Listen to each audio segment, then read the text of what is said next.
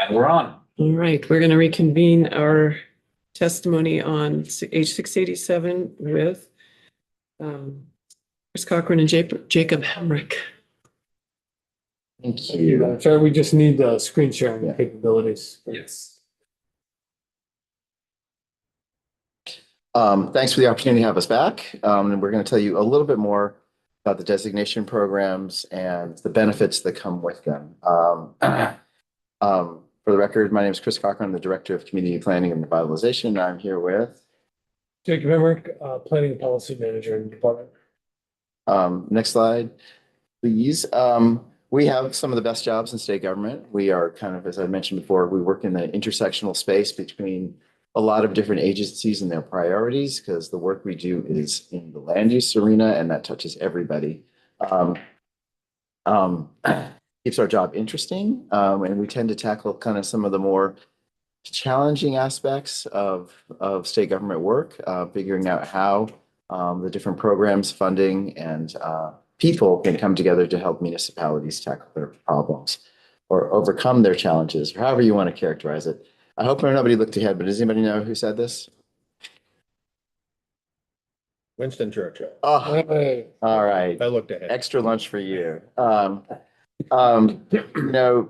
To improve is to change, to be perfect is to change often. Well, we're far from perfect, but we do change quite a bit. Every year in our programs, we change something based on feedback we heard from an applicant or somebody. We're always looking at our programs. How do we make them better? How do we be more responsive to the needs of communities who are major client constituents? So I think that's a fun part of the job. We are a small team. We're responsive to our needs of our constituents, but the designation reform was a much, much bigger lift. You know, this is something that was created over many, many years of time. They're complex programs. They affect a lot of municipalities and stakeholders. So we're very thankful to this committee for giving us some funding and resources to take a step back and look at our designation programs, finding ways to make them more accessible, and of course, coordinating our recommendations with the regional planning commissions and the NRB reports. With your support, we hired Smart Growth America out of Washington, D.C., and we hired a local firm called Community Workshop to help us with the public engagement. And just quickly, briefly, I'm going to just remind everybody kind of where we are and where we want to go. The existing programs, there's 5 of them. I'm well versed in telling you about the 5 because I have to do it every year. They confuse people. They overwhelm people. They are not working for us, nor are they working for our communities, but they're in law. So we need to take it, now is the opportunity to change them and make them better. The metaphor I often use, or the image I often use, is the scrambled egg, where the yolk is the center of the community where we're working to revitalize, we provide incentives and capacity and other supports to help the communities build a strong and vital center. Layered on top of these are these other designations, these add-on designations, which looks at the larger framework of the entire community, is more planning focused, is not necessarily redevelopment focused. What we'd like to do in our future state is narrow down the number of designations from 5 to 3. The historic roots of this program was based in community revitalization and historic preservation. So we want to maintain a strong focus on our centers. So our downtowns and villages, our designated downtowns and designated village centers would be recognized as centers. The vitality of the center is hard to maintain unless the neighborhoods are in good shape around them, unless they're active, unless we have housing to support the village. So another one of the designations would be a neighborhood area, which is taking the center and the neighborhood is basically the traditional settlement area. Those historic settlement areas would be reviewed and approved by ACCD. I think the difference in this future proposed scenario is that Act 250 exemptions for these same areas, or a subset, it could be a smaller area, depending on what the community wants and what the requirements are that we're still working on. These areas would go to a different board. The ERB would review the process for an Act 250 exemption for these centers. So the key thing is simplifying the programs, fewer programs, lower barrier programs, making it easier for our smaller communities to participate in the program. Sorry, Representative Sibilia is not here to hear this, but That's really our goal. We want to be more inclusive, more welcoming to more communities. ACCD slowly got into business of kind of regulatory reform because it was hard to find consensus on Act 250 reforms. So we want to split that out, and we want to focus on the tools, resources, capacity, and supports communities need to build strong, vital, resilient communities and move the regulatory review out to the different boards, to the NRB. These are their programs, and they should administer the exemption process. So quickly, what was this going to look like? Right now, communities have to come to us for the designation. I think I mentioned last time, this is a one-off process. It takes a lot of time. It takes a lot of time for municipalities. It takes a lot of time for us. If this is approved as proposed, designations through the RPC mapping process will be more or less automatic. There will be a check on them. We will take a look at them to make sure that they are meeting the statutory definitions. But this is going to potentially enlarge the area that are going to be eligible for these designations significantly. So right now, I think it's 0.3%, 0.03% of our land area is designated. So these are really, really tiny areas, and we're just focused really on designating the commercial cores. In this future scenario, the potential is much greater for as much as 6% of the land area being designated for redevelopment incentives and Act 250 relief. The little background on this, about 10 years ago, we worked on the RPCs mapping out kind of what our walkable centers are. We used similar definitions and criteria for what you're looking at now to inform like where these areas are going to be located. So it is a significant change, but it's balanced with the other changes you're looking with I think in Tier 3. Representative Sakowitz has a question, and then Pat. There is a big difference in land area. How much of, and I know the existing designations are only a fraction of the existing developed areas.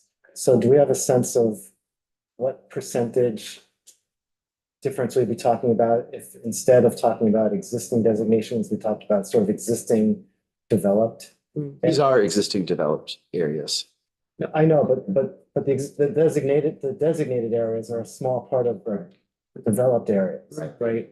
So if we were to look at just all the land area of the developed areas, we're still talking about in the proposal adding to the developed areas. And I'm just trying to get a sense of what that difference is. Like, what are we actually looking at in terms of the proposed conversion of land to developed areas compared to what we have now? I don't know necessarily if it's converting land to development. It's just recognizing the settlement pattern that we already have on the ground. Our designations right now pick out a very, very narrow core. Like Montpelier, it recognizes the downtown area. It doesn't recognize the broader Montpelier context through the core designation program. This is saying, look, we have these areas that are developed. They exist. We would much rather see additional development and concentrated development happen in these areas, because if it doesn't happen there, it's going to happen in the countryside. So we're just recognizing our existing pattern and trying to support it. I thought I had saw, maybe it's unrelated and maybe I'm confused, but I thought I'd seen in some maps of planned growth areas where it looked like that was going to be areas which are not already developed. Maybe much of it was already farmland or some other places, but they weren't like already, areas with like housing developments or commercial areas. I haven't seen, this is the RPC's maps. I haven't seen them in great detail, but I think you raise a valid point. I mean, there are going to, the climate's changing. We are going to have to find safer places for people to build homes and live. So there probably needs to be some kind of outlet for identifying these areas that are safe for future climate risk. So our communities are not impacted the way they were in July of this year or in several subsequent times. So I think what you're bringing up for me, Representative Sakowitz, is that a lot of the presentations have focused on this, like, oh, these are the designated areas, and it's going to be this like Tier 1, Tier 3 balance. There's already a lot more developed land besides just these designated areas that we're not including in that equation when people come in and talk to us. That's what I'm hearing a lot of. So, when we look at the amount of total impervious surface, for example, in a watershed, it goes beyond just these designated areas. And I totally support and understand where you're coming from, trying to like help communities grow in these historic settled areas. But I think when we're talking about the changes we're making, we're going to realize that our overall developed areas are much greater. Yeah. Representative Pat. Thank you. Is there a definition or a threshold for the term village? Because the reason I'm asking, just in the area I live in Worcester, as I said earlier, and not so much in Worcester, but in some of our neighboring towns, you have a more denser area, usually with a store, post office, that most people are familiar with because it's on the state highway. Yep. But you go into the back roads and there are, I'm thinking of Calais and East Montpelier. I can think of 3 village areas out in the back roads that were started historically before there were state highways and things like that. So is there any of the, and in my mind, any of those might benefit from being designated rather than just the one that everyone's familiar with? Yeah, there's a definition of what the village is. Yeah. It is a frustrating definition for communities because it is so narrow. It's basically the commercial core of a village, and that it has to have some kind of municipal function. It has to have some kind of business function. So in a small village, it has to have a general store. There's usually a church. There's usually an intersection of some kind of road, some arrangement of the houses. There's a pattern that is recognized in I'm from Calais. So Calais has most of its villages designated. They are on kind of the lowest tier, kind of because Adamat has a village store and a church and a collection of houses, but it's narrow and it doesn't recognize the broader center. And that gets frustrating to communities. It's like, well, we want you to support our village. And we're like, well, no, actually, we only, are selecting this small area. And the reason for that is because this is enabling benefits. And this is where I'm going to get into the later part of this presentation. The designated areas to target tax credit benefits to commercial properties. So designating much, much larger areas really is not of a financial benefit to the communities. But in this new framework, we'd like to broaden this out, figure out ways we can holistically help the communities, not just one small city. Because I'm thinking of East Montpelier Center used to be the center of East Montpelier, Yeah. obviously. And so it seems like there are areas of benefit that are not being counted. And this proposed new framework, they're going to be they exist. We're just going to count them in. They don't have to go through a bunch of hoops to be recognized. And this is going to unlock benefits for a lot more communities. It's going to make us a lot more busy, but I think that's what we're here to do. Representative Bongo. Just a comment about all this, just to help put it in perspective. Make sure that we're thinking about it correctly. We use the term designation it's being used in a lot of ways. It's just being used by the RPCs. You're using it, so we need to keep in mind that the RPCs through the maps will be doing the designations about areas, and then there will be, for the regulatory relief part of this, it all has to do with the NRB.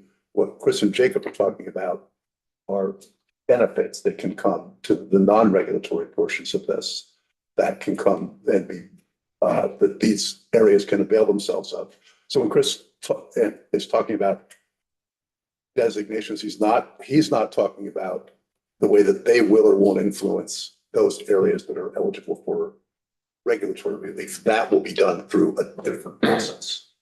And so it's hard to parse those because we all use the same language for the same thing, but it's important to keep in mind that what we're talking about now is benefits being conferred by way of tax credits and other. One last point I want to make, we're being responsive to the feedback we heard from our constituents. Basically said, these areas are too small. We want greater expanded eligibility and more opportunity to participate in the program. And who are your constituents? Primarily municipalities. Great. So just, I think Madam Chair responsive to probably both questions, trying to understand, how much area is being recognized and which area and how are they recognized. In addition to the outreach, having a finding that the areas were felt to be too small. There was also that they weren't well aligned with municipal or regional planning priorities. And so even the designations right now are that less than 1% of area. And this new construct would likely bring in all smart growth development patterns, which would be around 6%. That would happen through the regional maps. It wouldn't bring in all developed areas. And the Smart Growth America evaluation did look at the percent of total developed area compared to the designations, and I can't remember it off the top of my head. But the overall shift here is that the designations would be deferring much more to the regional maps developed with the member municipalities within all 11 regional planning commission regions, with a focus on downtown centers, village centers as defined by the regional future land use mapping legislation, planned growth areas. So those places that have the infrastructure and regulations and elements in place to grow, as well as some village areas that are a little bit expand beyond a village center. So those are that's the focus of this shift towards getting community revitalization incentives, funding, and grants and technical support in these places where we know deliver on a lot of goals. So we were asked today to talk about the existing incentives and a little bit about the proposed incentives that are coming with the framework.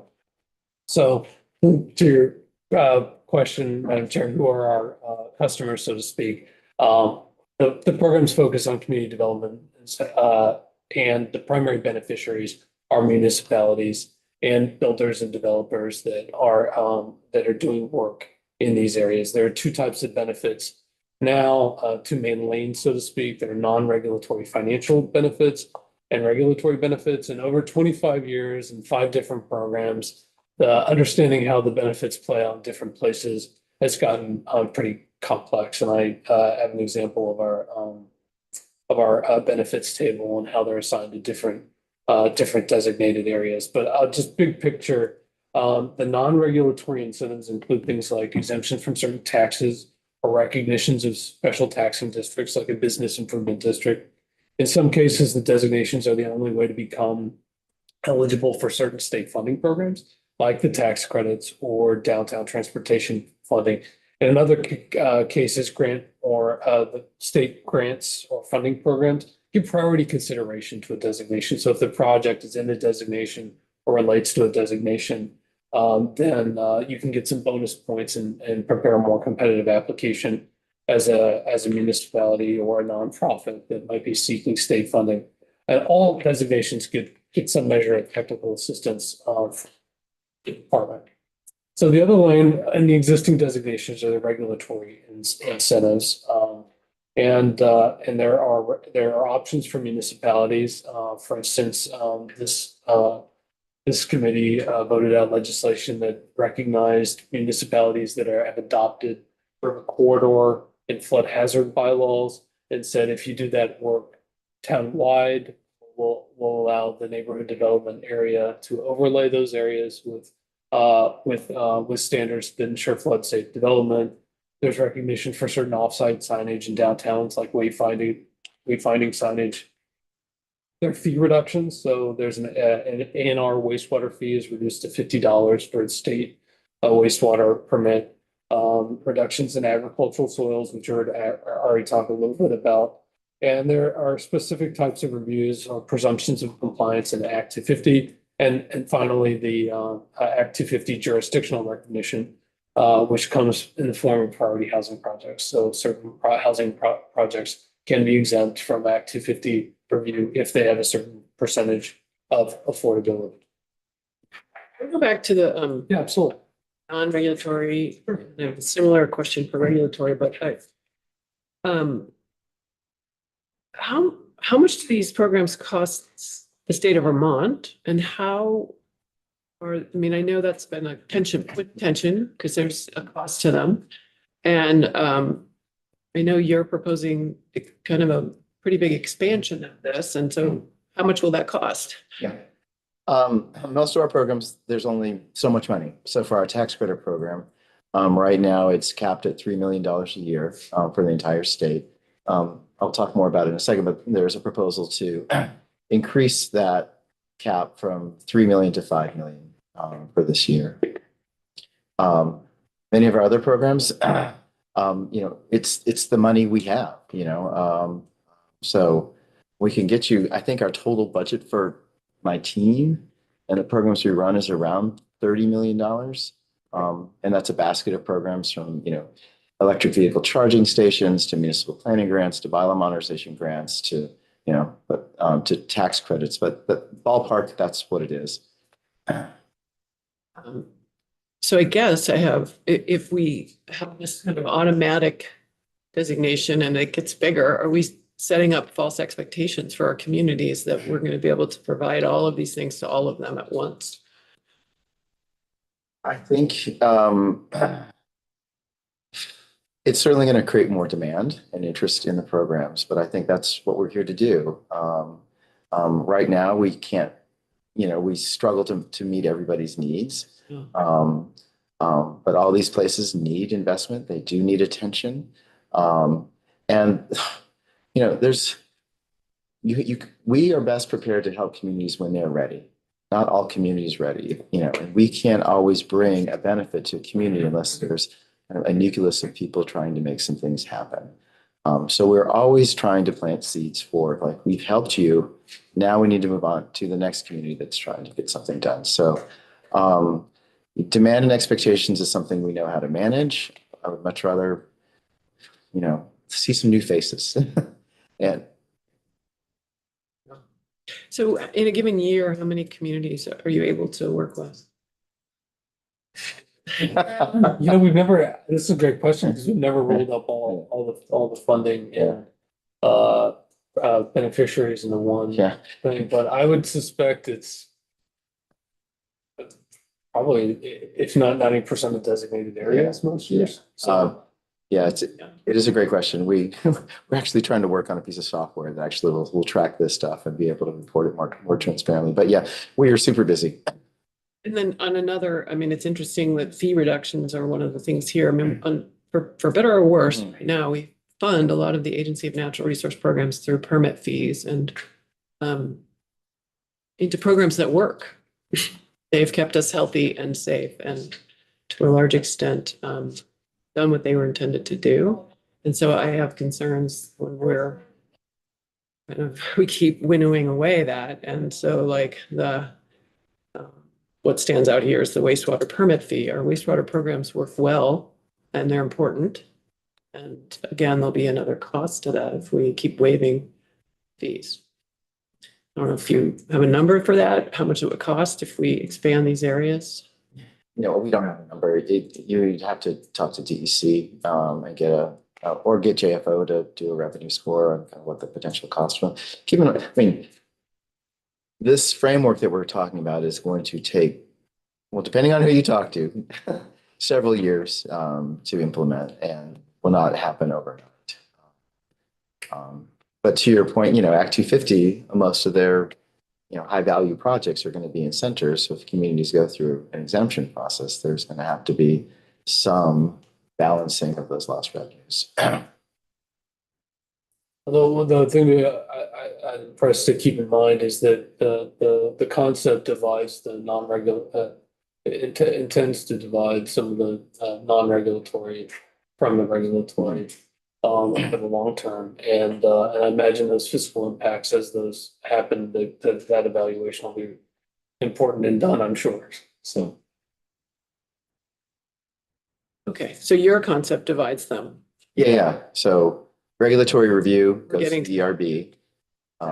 Benefits sit with the Agency of Commerce.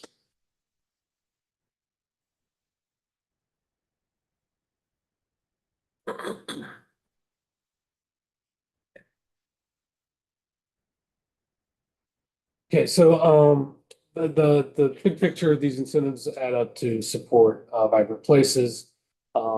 Vibrant places and historic centers especially take a lot of concerted action and cross-government support, and Vermont's commitment to quality public spaces supporting small businesses, reusing historic buildings, walkability and more has paid off. I notice this every time I go across Lake Champlain and in upstate New York and kind of see the difference between the villages in Vermont and the villages in upstate New York. And our outreach findings show that the stakeholders that engaged in the process really want even stronger commitment and smarter assistance that better aligns with the realities, especially small, lower capacity communities. And these areas of focus show that our programs are on track and have to, as Chris mentioned, must adapt to continue to meet the challenges of Vermont, whether it's housing affordability or climate adaptation. So next, we're going to highlight some of the ways the existing incentives are put into action by the programs. And we do annual reports on every single one of these programs. So, but we've never rolled up them into a single. Yeah. And I can give you, these are little snapshots from, these are not all of the different programs we run, but just a couple of snapshots and a couple of the different buckets where communities said they want to see more action, more services, more supports. First one is the bylaw modernization grants. With your support, we've enabled quite a few communities to modernize their bylaws to say yes to housing. This is really important, especially in infrastructured areas where I think housing can be built more affordably because the infrastructure already exists. Getting communities to welcome more housing is something that we've been working on for at least 10 years, and we've had some success. But without the bylaw changes, these next two programs I'm going to talk about would be hard to implement. Representative Logan had a question. Thanks, Chair. Just hopefully a quick question. Who helps municipalities modernize their bylaws? It's a good question. It's a variety of, it's really, the grants go to the municipalities. The municipalities decide who they like to hire for their services. Some of them hire private contractors who help them. Some of them hire their RPCs. This is a program that's trying to figure out how we create more housing options in smart growth locations. This is something we worked on closely with VHCB. It's the Community Partnership for Neighborhood Development. One of the costs for kind of new housing in smart growth locations that really drives up the per unit cost is the cost of the infrastructure to support the new housing development. So the sewer and water, the sidewalks, the streets. So this is an interagency partnership working to integrate our funding streams and programs to deliver housing in smart growth locations. And we're working from very small communities in Fairleigh to a very large project in Middlebury to projects in St. Albans and Bennington. Yeah, Bennington, all over the map. Infill, new neighborhoods, all different types. But again, how do we integrate our funding streams to make it easier to get the outcomes communities need and Vermonters need? This next project is something that we're very excited about. A lot of, traditionally, our neighborhoods were built incrementally. They were built in times before zoning. Zoning, for better or for worse, tended to limit what could change in communities. So with bylaw modernization, we're enabling and identifying new lots that are buildable. And we're working closely with 5 communities who want to say yes to housing. They're like, we really need housing. There's buildable lots here. The neighbors are engaged, the local leadership's engaged to figure out how we create new infill housing that fits in the Vermont context. So we hired a terrific firm, and they're doing analysis based on kind of existing buildings, existing typologies we have, designing new kind of build-ready plans for these communities. And the communities, I'll read them off. It's Virgins, Arlington, Rutland City, Middlesex, and Bellows Falls. They've identified lots and willing property owners who want to build these homes. And coming up in March in the old Labor Hall, we're having a huge event. I thought it would be 50 people. We haven't even started marketing the event. We have 100 people there, a huge amount of co-sponsors. And what we're releasing there is a builder's workbook, teaching people. We don't have enough people building homes. And oftentimes it's the plumber or the electrician who can do a little side hustle and either rehab a unit or build a unit to create a new revenue stream and kind of tackle the problem that we need. And these communities that we're working with initially are going to be, say, our prophesizers for the other communities saying, yes, this worked. We are figuring out ways to find housing opportunities in our communities. These are multi-unit homes that are designed to look like single family homes. So you're getting a high density home that has the look and feel of the neighborhood. And we've been thrilled and overwhelmed by the success. The list of partners here, we put in hey, help us sponsor this event, help us get the word out. We gave them a sponsorship option for free, basically, just, be a partner in this program. Everybody's giving us money. It's very exciting to see that communities are really wanting to find housing options within their compact centers. Representative Stebbins. Thanks, I'm sure. Does part of the toolkit Mhm. training document include like basics about building code and then also building energy code? It talks a lot about all those boxes you need to check. Yes. But building energy code, as you know, it's involuntary compliance. So there's not a deep dive into kind of what you need to do for code supports, if I recall. Jacob, do you remember? Yeah, the toolkit does talk about different code thresholds. It doesn't go into the detail of the whole code book, Yeah. but like if you're building a fourplex, these are the standards that trigger if you're building an eightplex. So it talks about those typical dividing lines that affect both financing, regulation, zoning, code regulation and zoning. Right, and does it provide resources for where to find additional information? Because one of the things we often hear, people don't even know Yeah. about. Great follow-up question. So the book is, we're going to invite people to celebrate the book, get it out there in circulation. The subsequent phase of the project is to create a cohort of people. So willing volunteer, people who want to raise their hand. I want to figure out how to build a home in my community. We're identifying this cohort and we're working on a curriculum to train them. In the perfect world, we've applied for a grant from HUD to provide subsidies to help, go through this training. Permit your project and we'll give you some funding and some resources to make sure your project happens. There's definitely ample opportunity to talk about energy code in the training module once it's built. Representative Levy. Thank you, Chair. I really appreciate this program in particular. I'm curious, though, we've been talking about density in terms of also being able to build taller, higher buildings up to, I'm wondering if there's any design support being provided to help integrate multi-story buildings into more Vermont design. It's not part of this project, but Representative Bongers asked me last week, he's like, can you do some simulations of what, multi-floors, additional stories on top of existing buildings would look like? We have shared them with him. So they're worth checking out.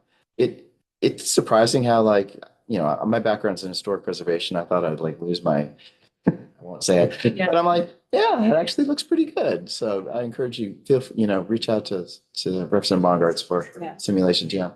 Thanks. Yeah, that's an anxiety I'm hearing from many folks is Yeah. that they don't want to build higher, but that's obviously very cost effective. Yeah. Way to build housing. And you need to look at your options. You either go up or you go out. And we're Right. trying to use what we have to a higher capacity. So the other thing that we're working on, we run this electric vehicle charging station program. There's kind of this weird split incentive for rental property owners. They own the building, but the tenant may want to have an electric car, but unless the owner of the building is going to have the resources to provide that charging station in their building, it's just not going to happen. So this has been a tricky nut to figure out, but we've made some great progress providing charging stations at multi-unit housing developments across the state. We are hearing these stories that, people who are looking at a car, who were renting, who otherwise would have bought an internal combustion engine car, are now buying electric vehicle charging or electric cars because where they live in a rental property has these options. So that's an exciting change that we're working to implement. This is old history, but Representative Sheldon knows all about this. Post Irene, ACCD worked with its sister agency partners and hired consultants to help communities how do we build back better? We've learned that our communities are water adjacent. They need strategies. They need to identify projects and priorities to implement projects to reduce their future flood risk. Brandon is like this poster child, this flood this overflow culvert that was built that saved them from the July floods. But there were examples also in Brattleboro, Berry City, Berry Town, Woodstock, Enosburg Falls. Communities need this help. Untying these knots are really, really complicated. And these are the kind of things that our team does, is kind of help communities come in and identify the range of options, help them plan the next steps, and then actually with our sister agency partners, build these projects. There is a subsequent version of it was called VERIES, the Vermont Economic Resiliency Initiative. The subsequent version of it in response to the July and subsequent floods is called RIVERS. Can't remember what the acronym is, but it's a partnership with that we kind of got started, but we handed off to VHCB, VEM, and Two Rivers Ottauquechee. There's like $75 to $80 million in hazard mitigation grants out there. And what they're working with is identifying the most flood impacted communities and providing kind of that project identification prioritization process to make sure that those communities can identify projects that will qualify for this grant funding. And Two Rivers is the one kind of administering Two that? Rivers is kind of the managing partner for all the RPCs, Right. but they haven't, you should reach out to them. I'm kind of tangentially aware of where the project, we have a steering committee of interagency funders, so VTrans, DHCD, ANR, basically helping the projects, but I don't know where they are in the steps. Is it similar to the Very project? Yeah, it's similar. And it came up this morning. I don't know if you were watching or with us, but this interface with the different plans that we have out there, starting like hazard mitigation, river corridor, the watershed basin plans, and then kind of how it was that Very was needed to make that, the river corridor plans really was the basis of the work. Get to the communities and have them actually be able to implement. I guess, can you speak to that? Because Yeah, there's just a lot of gaps in the plans, and they're not fully integrated as well as they can. And you need a lot of technical expertise to understand how to connect those dots. And that was the goal with Very, looking at scales of municipality, very tight, smaller geographies. Like, what are your options here to protect these investment in housing and resources, the economy from, or reduce their future flood risks? I don't think communities necessarily have that expertise or have the capacity to solve those problems. So without kind of external horsepower, I think it's really hard. But it is something we're struggling on. Where right now we're working with the Climate Action Office on kind of what is, everybody wants resilience, but what does that look like? It's going to look different in every community. It depends on what your needs are, what your priorities are. But how do you create a framework that helps communities go through this process? How do you start integrating these plans and identifying the gaps and filling them in? How do we slowly pull all these things together? I do think this broader framework that we're talking about is like, these are our centers. They need help. How do we meet them where they are, and how do we provide the services to prepare them for a changing climate? It's going to force these conversations and require us to figure these things out. yeah, and how do you see that interacting with the future land use mapping? And the other kind of the base, I'm going to call it kind of base load planning. And then this connecting of the dots with all the information we kind of already have. Well, I think I think it's come up in testimony in this committee before. We're going to have to think differently. I think municipalities are highly motivated to work in their own interest, but that sometimes is not always good for the downstream communities. So I think the connection, linking our designation programs to the regional planning process, is going to help all of us look at bigger scales and kind of create the incentives upstream and downstreams to lever these solutions that we need.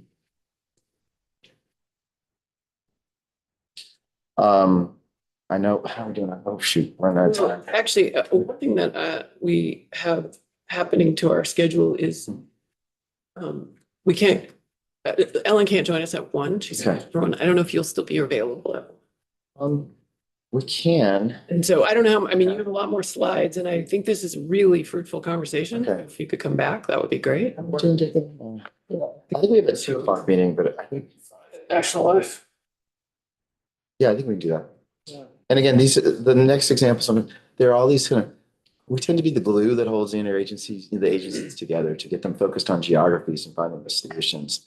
So I have other examples of different ongoing initiatives that kind of knit these divergent, agencies stay in their lane for a reason.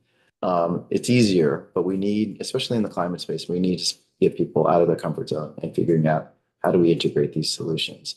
We have great models, especially in how we serve our smaller communities. And those are some examples we can talk about after the lunch hour. I mean, we can keep going Okay. until the noon hour. Okay. And then see where we get to, but. Yeah, the next one is, what, I want to do better connections. Oh, better, Yeah, oh, sorry. Yeah. This is a program, this is not even on the books. It's not even in statute. This is kind of a thing we worked out with VTrans.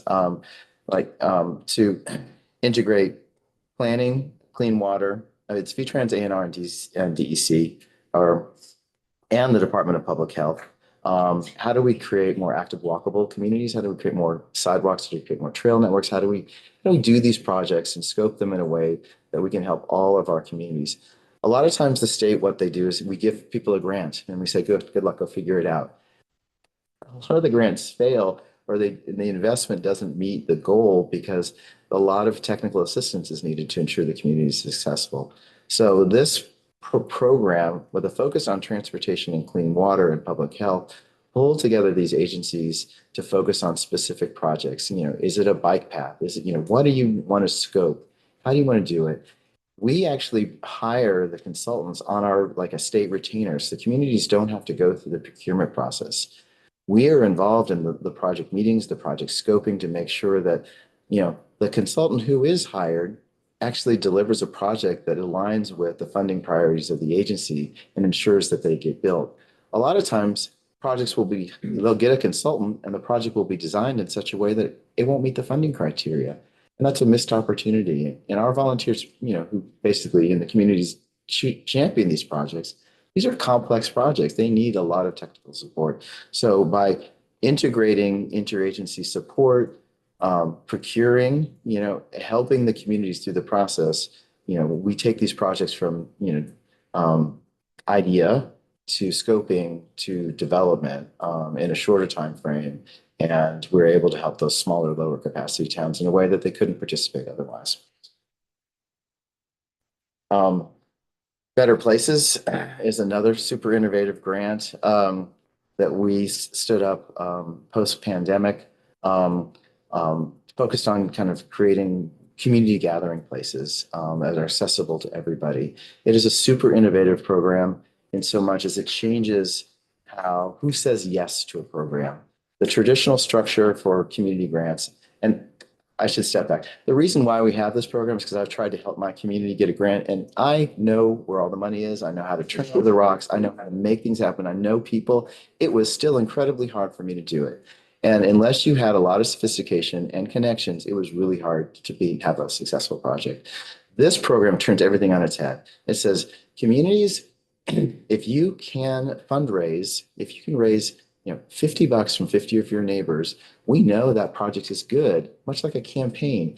You have a viable campaign if you can get a certain amount of people to support your campaign. This is working in the same model for project validation and identification. So if communities, small and large, can identify people to meet a match, market their program, the community automatically gets the money. It has been incredible to see the types of projects and the types of groups and partnerships that have come together to do these little dinky projects and really kind of ambitious projects. But it empowers the community. It meets them where they are. When they're ready, the project gets funded based on raising the required match from small donors. It is a program that I think more of our granting should work in this way, but it doesn't. Right now, you apply for a grant, you wait 6 months, you get that grant, that helps you get the next grant, you wait another 6 months. Oh, and if you don't get that grant, you've lost a year waiting to reapply. This is changing how the state delivers grant funding in a way that empowers the communities. And by the way, the people who do these projects are usually the people who go on to, serve on the planning commission, serve on the local select board, run for legislative office. So it's really a way to kind of connect the community together, empower them around a project focus. And usually when they do one of these projects, they're like, oh, that was not that bad. What's the next cool thing that we could take on? What is another local priority that we can champion and accomplish? Quickly, everybody knows about these downtown and village center tax credits. It is hard to have a vital village without some there, and our village centers are struggling. So a lot of what we fund are these smaller, really high value community connection points. The village store, all examples all across the state. This program, again, is seeking a request. I hope this is something you can support. JFO reviewed this program and they do periodic deep dives in revenue spending to make sure that the state's getting value on this program. They found this program was effective in meeting its community revitalization goals, and they called out specifically that it is a tool that helps small towns super effectively.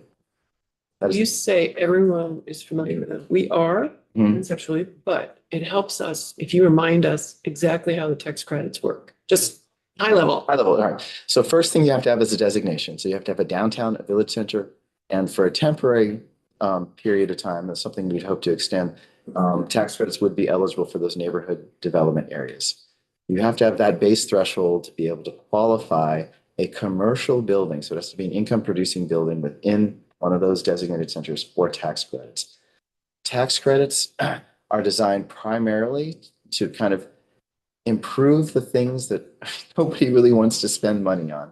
Everybody would like a nicer exterior of the building, but the code work is really what you need. So it funds for general code work, life safety work, elevators, and sprinkler systems. These are the key things that our downtown commercial buildings need to make sure that they're fully accessible and fully used. It was responding to a problem that was plagued many of our downtowns and villages, 15 years ago, is the upper floors weren't used because the cost was disproportionate to install an elevator and sprinkler system to unlock that built area. So it's been an incredibly successful program. We have successes, from St. Albans to Brattleboro, and everywhere in between, how communities have used these tax credits to breathe new life into their downtown commercial buildings. So who gets the credit and how? Yeah, it really depends on what the owner's needs are. So the tax credits can be a substantial award. If you stack all the different benefits within the tax credit eligibility for things I mentioned, you could be potentially eligible for $100,000 tax credits On your personal income tax, on your personal income tax. But most of our customers are small business owners. They don't have that tax liability. So what the program allows them is to sell that credit to their local lenders, to the bank or to an insurance company. The key here is most of these projects don't pencil out. And without the tax credit in there, the bank is not going to issue the loan to make the project happen. What we do is we allocate them a tax credit. It says, we're supporting this project. They take that to their lender and say, look, I've got this project. I've got this commitment from the state of Vermont. Once the project's complete, I earn this tax credit. Do you want to buy it? The banks buy that, and what kind of a marginal